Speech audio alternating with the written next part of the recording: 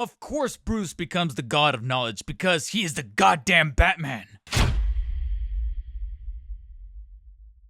A Batman having to resort to being a deity in order to combat Darkseid from the Darkseid War series, a series of comics that I didn't particularly know too much about except for like some of the surface level stuff, and apart from the fact that of course Batman is going to be donning this particular getup along with his own throne to then tap into his newfound powers of knowledge. And it looks like McFarlane decided to give us an incorporation of that in DC Multiverse form, albeit one as a McFarlane Toy Store exclusive. So this is arguably one that's going to be a little bit more difficult to find, nowhere near in the brick and mortar stores or a simple hunt down and walkthrough. You're going to have to order it in. And having it be an MTS exclusive, pulling him out of the box along with the bulkier accessory that he comes with as part of a collector's edition release, I thought to myself, okay, exactly which specific buck are we revisiting, and was it a wise choice? Upon laying eyes on the very thick thighs, the very muscular thighs that are protruding right there, along with the very specific sculpt and the lining embedded into the shoulders and the biceps, immediately I was able to recognize certain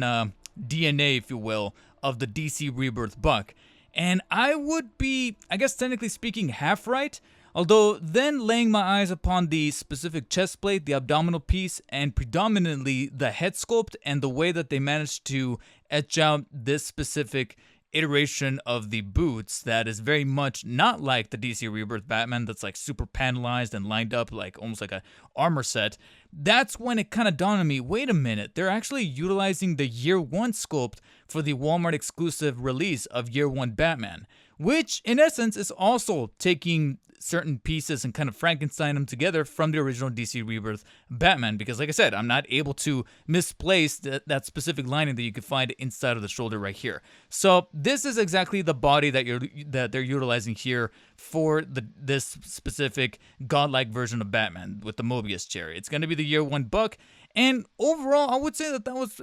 somewhat of a wise choice because it is one of the more fonder sculpts in terms of heft, in terms of tooling, in terms of how everything is kind of assembled together, while at the same time it feels very quintessential Batman. And it gives you room to kind of play around with the paint applications, the color scheming, and kind of have like this fusion aesthetic as far as having things that look very tactical and very advanced in terms of like the little gadgetry and the little pseudoscience that he's got embedded into parts of his gauntlets right here that are sort of separated along with the spikes on the side, but then kind of harkening back to a much more definitive classic look with the cloth texture that they were able to put on the surface of said boots that I was mentioning before. So it's got a little bit of both worlds right there, and arguably much like that Year One Batman, they were able to incorporate a cloth cape made out of nylon, but with a really rigid and robust wire that is able to kind of give it a slight bit of a drape effect over the shoulders right here, but overall it's able to contour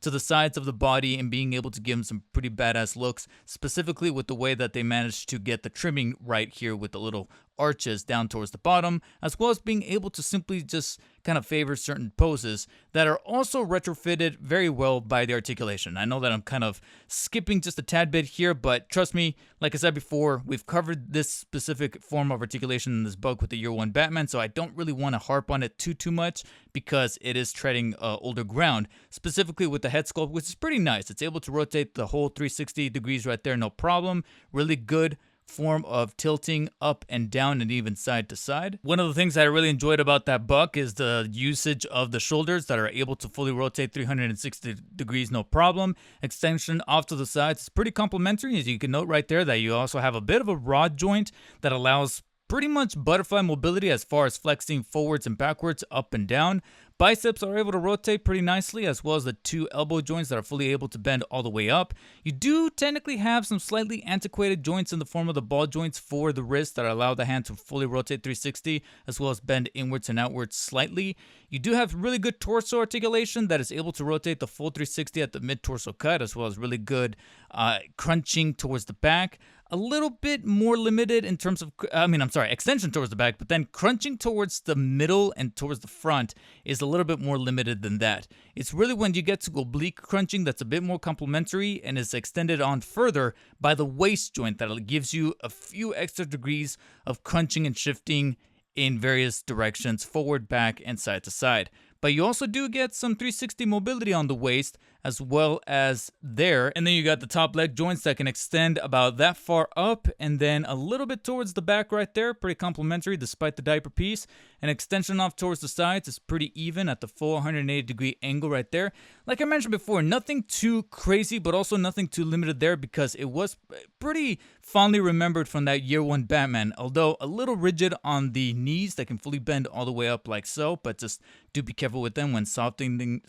them up. And like I mentioned before, with the wrist, you do have, once again, ball joints for the ankle, so unfortunately none of that flush ankle joint that I really like. But nevertheless, it does allow the foot to bend upwards and downwards pretty nicely right there. The full rotation, 360 degrees, as well as some slight inclining side to side, inwards and outwards. And then, of course, toe articulation that can fully bend all the way up, albeit it's kind of cutting across the boots just a little bit too harshly to the point where it kind of breaks apart the actual look of the foot right there. So just mind that right there. So that's why I kind of wanted to breeze through the articulation, is because we've dealt with it before. It's really about tackling what really cements this as a much more unique Batman, which would have to be all of the little sci-fi aesthetics that they apply to him in order to make him the god of knowledge. And that's going to be a factor that's going to set this guy apart for a lot of people, whether or not they're going to be picking it up exclusively from MTS, considering that you have to factor in the shipping costs, whether or not, you want to kind of delve down, again, another buck that's utilizing this specific tooling, along with some accessories that you may or may not have seen before. But for my money, I would argue that the colorway they went with here, as far as this very opaque, almost kind of greenish gray, dark gray to the majority of the suit, as far as the parts that were typically grayed out, is actually pretty nice, pretty complimentary, along with the much more darker, straightforward black approaches to the gauntlets, the boots, and of course the cowl. But of course, that's going to be contrasting to the parts that truly stand out, which is practically going to be all of these little sci-fi touchings and approaches to the suit, specifically the very bright white bat logo with a bit of an outer blue, almost turquoise blue gold. Actually, I take it back. It's more so like a teal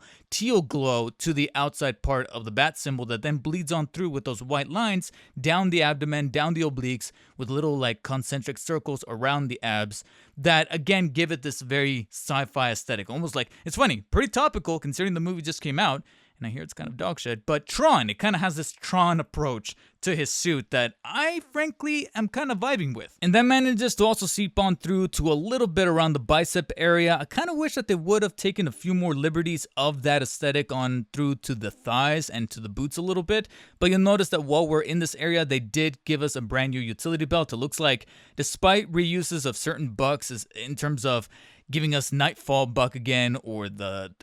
Three Jokers body, or in this case, the Year One / Rebirth body, at least one thing that is a bit of a constant in the ways that it's changing would have to be utility belt. It's like, no matter how many times you see a body sculpt over and over, at least they try to detract a bit by giving us new utility belts. And the one that they opted in for with this Mobius chair Batman is this much more very angular and boxy look to the utility belt that I'm kind of digging. I like the buckle right there, along with the voice box looking aesthetic to the pouches and the compartments there on the sides that truly do stand out. It's once we get to a form of contention with the head sculpt that I do probably go into the minority, where I do think some things could have been changed up a little bit, because I do like that they reused the Year One head sculpt as opposed to anything from prior DC Rebirth interpretations, and I think it kind of favors this much more godlike aesthetic, and they managed to retain that a little bit with more of that white lining and the blue teal kind of glow to those lines, along with the white eyes. Really solid, really good work. It's when we get to the mouth plate that I really dig this, I don't want to say smirk, but the specific expression behind the mouth plate. I don't dig the smudgy look to the 5 o'clock shadow. I understand that they were trying to probably make him look a little older, a little bit more gruff, and kind of beyond his years, but when it comes to McFarlane trying to do facial hair, they don't necessarily have the proper technologies. I think that this is something that they're probably going to have to take a page from the rivals that is Marvel Legends, because they know how to do, for the majority, not counting the recent Daredevil figure that I covered where there was a little bit of a snag in terms of the lining, the inkjet lining that was cutting across the mustache and goatee area. It's more so when they get to like the much more lateral top down approach to the side beard that really worked in that figure. And with some other figures that I've covered from Marvel Legends, it looks like maybe McFarlane needs to approach that with facial hair, because this smudgy looks, it just kind of makes the figure look like it's dirty as opposed to actually having a 5 o'clock shadow. Now, being that they are using the Year One Batman, which in turn is reusing from the DC Rebirth Batman, you're gonna have some replications when it comes to the accessories. Naturally, he comes with a Batarang. Unfortunately, it is the exact same Batarang as that of the DC Rebirth Batman, so I can't really comment on it too much. And unfortunately, I can't comment on it even less, considering that they didn't opt in for any kind of unique paint applications with it. It's literally just a straightforward black form of plastic shaped out to be a Batarang, so not much I can really apply to that. But I guess you could argue that that slight criticism towards the Batarang not having any paint apps was then reserved for the alternate hand accessories here, which are these extended hands, but you'll note that they have white colored fingers. I guess you could say that these are the hands that he can be swapped in for whenever you want to put him in a pose that has him tapping into his godlike powers, which would kind of track, because I did take a gander into some comic book panels from the Darkseid War series, and it does look like there's certain panels where he just has black gloves, like when he's in neutral position, but when he's about to do something with his powers, these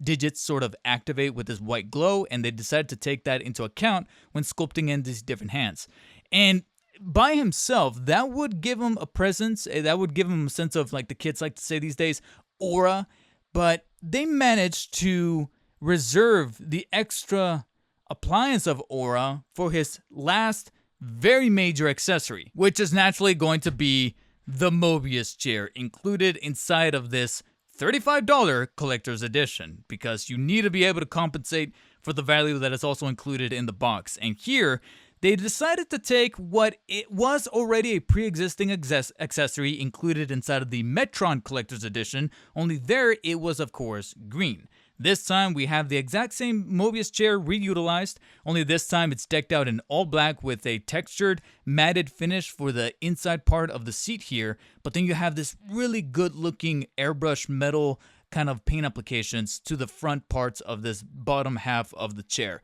Overall, I really do like this aesthetic, this application look that really favors, of course, out of all characters, the Dark Knight himself, Batman. But overall, it just has a very nice look and approach to it as far as the actual detail, the lining, the sculpting happening behind these little like rivets, and the way that these edges and these angles, along with these little like buttons and switches and whatever other kind of menagerie he's got going on these handles here, are pretty nicely decked out. The only downside, though, is that despite the really good texture here on the back of the seat and the real estate, so to speak, for him to be planted firmly in there, is that at the end of the day, it is a little bit on the hollowed out side towards the back over here, where you can plainly make out just how much of it is pretty much a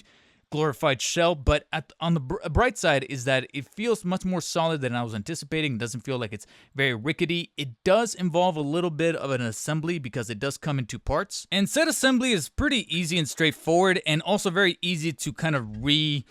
disassemble and put back together, so I like the accessibility to that. And despite having some added detail on what appears to be the retracted part of the seat, those two pegs are unfortunately way too big that they don't necessarily fit into the Batman's feet. I was assuming that maybe this was a way to favor some sort of standing position, but sadly that is not the case. But on top of that, I know that this is probably not intended, but if you like to do so, you can technically use this hollowed out spot right here in the middle where it claps inside of the chair to then house the extra accessories should you not want to use them. But that's naturally not what you're going to use the Mobius chair for. You're going to use it so that he can be sitting on it looking pretty badass, specifically with the bonus powered up hands. And when you do, I mean, look at that. Look how badass that is. And if that wasn't enough, imagine my sheer delight and the stupid smile on my face when I discovered that this little part at the very top of the chair, that is supposed to emulate this kind of like energy field coming from the tip of the Mobius chair can actually rotate.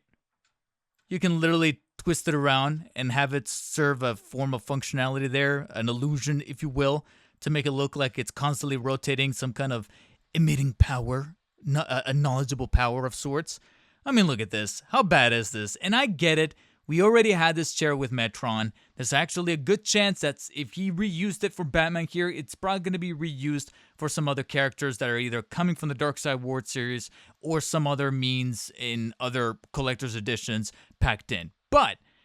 for the actual, like kids like to say these days, the aura farming that Batman, who already has a tendency to do that just by himself, is capable of pushing it to 11 with a cool Mobius chair accessory, despite a little bit of the hollowness found inside. That, coupled with the glowing hand accessories and being able to fit in there despite the rigidness of the wired cape, being able to firmly, comfortably fit in there, and also serving as a form of complement, having it boasting a specific body sculpt that is actually one of the more favorable ones to come out in recent years. I would argue that you're getting a pretty good package deal inside of this McFarlane Toy Store exclusive, to the extent that if you did pass on Metron, but you were kind of giving the Mobius chair a bit of a side eye and thinking to yourself, well, I'm a Batman fan like myself, I want that Mobius chair, you got the marriage of the two included in this package, I would say that this is not a bad pickup, and I would argue that you should probably not let it pass by you before it's too late. And despite there being a Chase variant out there that happens to have the much more glowing activated God knowledge mode kind of incorporated into that aesthetic, I would say that the standard version of the figure here with this approach to the Mobius chair is my personal pick as far as something that can radiate sheer aura, like I mentioned before. And as such, it was able to radiate an 8 out of 10 from me. It's arguably a low 8 out of 10. Like if I was still doing decimal points or whatever, it would probably be somewhere around the cusp of like 8.0, 8.1, because I was genuinely thinking of 7.0 considering the reuse of the body. But it is one of the finer bodies. The Mobius chair is pretty badass, and I was smiling all the way through, giving him some really cool, very godlike poses, such as this one right here. And I would definitely recommend it should you be eyeing him on the McFarlane Toy Store. And if you are able to take advantage of some of those reward points or the MTS 10 code for at least a little bit off the shipping. However, if you're holding out for a different version of the Mobius chair included with your favorite character, which character would you have it be packed in with? It's got to be a character that could take full advantage. Maybe a version of Monarch that is not a Digital, maybe a Darkseid that is part of this comic series, the Darkseid War, or whatever the case may be. I want to hear what you guys have to say about this specific accessory, because it looks like McFarlane is pretty fond of it, and something tells me, my spidey senses is going off, that's leading me to believe that this is not the last we're going to see of this accessory. Hopefully it doesn't become a bad habit of McFarlane to simply just pack it in for giving us another collector's edition with a repaint. And if you guys enjoyed this video, let me know by hitting the thumbs up button down below. Thumbs down if you did not like it. And as always, stay humble, and I'll catch you later.